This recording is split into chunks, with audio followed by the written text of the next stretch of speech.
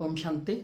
आज ये हम सुना रहे हैं कि श्री कृष्ण का जन्म कब होगा, कहाँ होगा और कैसे होगा। ये हम नहीं सुना रहे हैं, स्वयं भगवान ने जो सुनाए हैं वही हम रिपीट कर रहे हैं। जिस बात को हमें समझना है, क्योंकि कई बीके भाई बहने भी इसी एक बात पर कंफ्यूजन में हैं, दुविधा में हैं। कोई ये कहते हैं कि श्री कृष्ण का जन्म 4-5 साल के अंदर ही हो जाएगा। कोई ये कहते हैं कि श्री कृष्ण का जन्म गुप्त रूप में कहीं हो गया होगा। वो शास्त्रों की तुलना करते हैं, कहते हैं जैसे शास्त्रों में दिखाते हैं, जब चारों ओर असुरों का अत्याचार हुआ और प्रकृति का हलचल था, आंधी तूफान, उसी समय श्री कृष्ण का जन्म कंस के कारागार में जन्म हुआ। इसी प्रकार अब भी जो दुनिया में हलचल हो रही है, लड़ाई हो रही है, अभी ही श्री कृष्ण का जन्म कहीं गुप्त रूप में हो गया होगा। लेकिन हम शास्त्र की तुलना करते हैं। शास्त्र में तो कई बातें बताते हैं। एक शास्त्र में यह बताते हैं कि श्री कृष्ण का जन्म कंस के कारागार में हुआ। दूसरे शास्त्र में यह बताते हैं कि श्री कृष्ण सागर में पीपल के पत्ते पर तैरता हुआ धरती में पहले अवतार हुआ। अब कौन सा हम सही माने? लेकिन हमें इस प्रकार की शास्त्रों की बातों से तुलना करके हमें अपने मत, अपना विचार चलाने की दरकार नहीं है।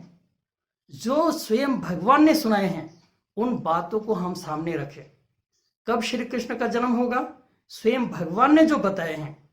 ये जो हमारा समर्पित का जो बैज है, जो हमारे समर्पित भाई लोग जो श्री कृष्ण का बैज पहनते हैं, उसी बैज में ही संपूर्ण स्पष्ट लिखा हुआ है।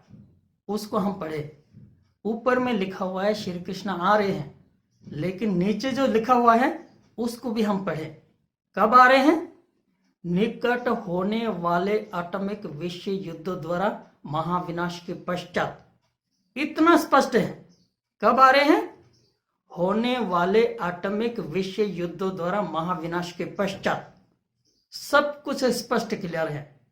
इस प्रकार से बाबा ने, भगवान ने कई मूर्तियों में श्री कृष्ण के जन्म के बारे में भी सब कुछ स्पष्ट बता के रखा है। हर बात को हम सामने लाकर उस पर हम विचार करें। और दूसरी बात, जो दूसरे मूल्य में बाबा ने एक बात कही कि श्री कृष्ण कब आएगा? जब धरती का 4 हिस्सा में 3 हिस्सा जलमय हो जाती हैं, 1 हिस्सा धरती बचती है, और चारों ओर सागर के बीच में जब एक खंड हो जाती है धरती, एक खंड बचती है, वहां श्री कृष्ण का जन्म होगा। उसी का ही सागर में पीपल के पत्ते के समान कहा जाता है। बाकी सागर में पीपल के पत्ते पर कोई बच्चा श्री कृष्ण कैसे तरता हुआ आएगा? लेकिन वास्तव में यह है कि चारों ओर सागर के बीच में जब धरती एक खंड हो जाती है, उसी को ही सागर में पीपल के पत्ते समान कहा जाता है। वहां श्री कृष्ण का जन्म होगा। और तीसरी बात जो बाबा ने कही कि देवताएं इस पतित दुनिया में पांव रख नहीं सकते। ये पतित मनुष्य, ये पतित आंखें देवताओं को देख नहीं सकते। देवताओं को देखने के लिए तो दिव्य दृष्टि चाहिए, उनके लिए साक्षात्कार कहा जाता है।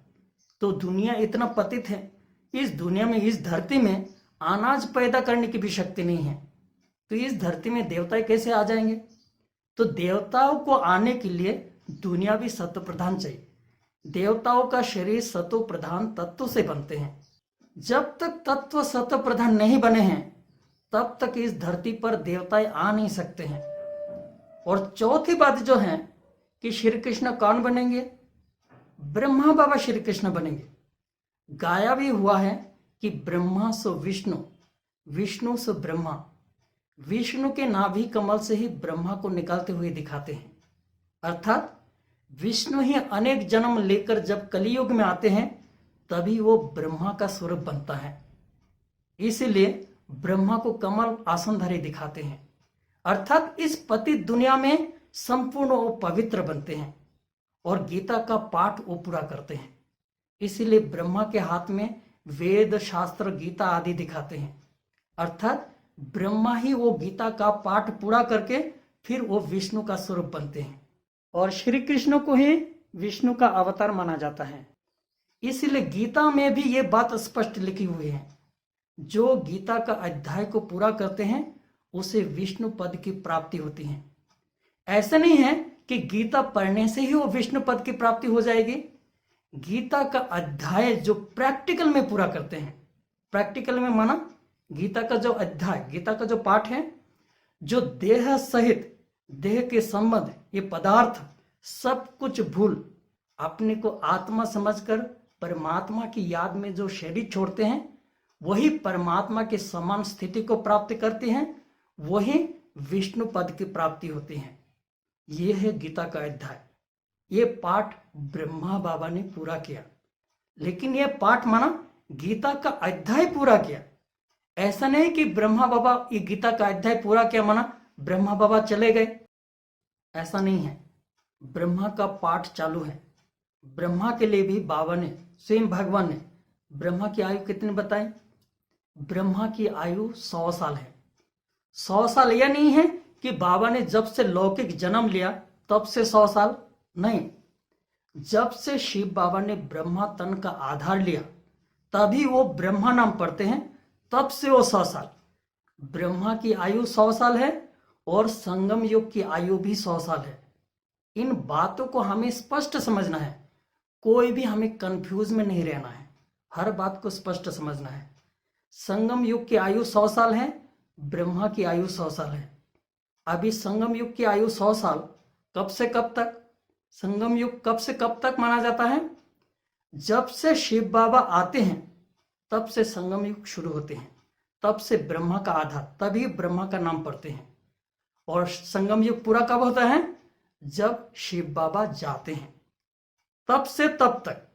जब शिव बाबा जाएंगे तभी ब्रह्मा बाबा साथ में जाएंगे, तब तक वो 100 साल का पाठ पूरा होता है। और दूसरे शब्द में संगम युग कब से कब तक?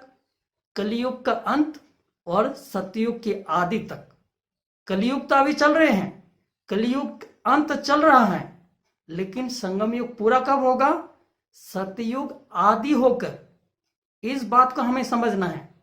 100 साल पूरा होना माना संगम युग पूरा होना माना सतयुग के आदि होकर संगम युग पूरा होना है। और तीसरी बात कि संगम युग कब से कब तक? हम वर्ष तो हर वर्ष गिनती करते हैं ना, हर वर्ष हम शिव बाबा का अवतरण का वर्ष मनाते हैं, गिनती करते हैं। इस साल 84वां शिव जयंती, अगले साल 85वां शिव जयंती। हर वर्ष हम शिव बाबा के अवतरण का वर्ष गिनती करते हैं। ये गिनती कब से कब तक? 1936 से 2036 तक। यह हमारा 100 साल पूरा हो रहा है। ये 100 साल के बीच में कितना समय बीत गया और कितना समय है?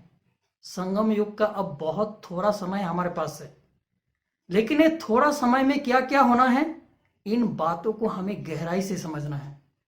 जैसे स्कूल में पहले बच्चों को पढ़ाया जाता है, फिर पूरा पढ़ाई होने के बाद फिर उनकी रिवाइज होती हैं, फिर उनको परीक्षा ली जाती हैं, फिर उनकी परीक्षा के पेपर चेकिंग करते हैं, फिर उसके रिजल्ट आउट होते हैं, फिर क्लास ट्रांसफर होते हैं।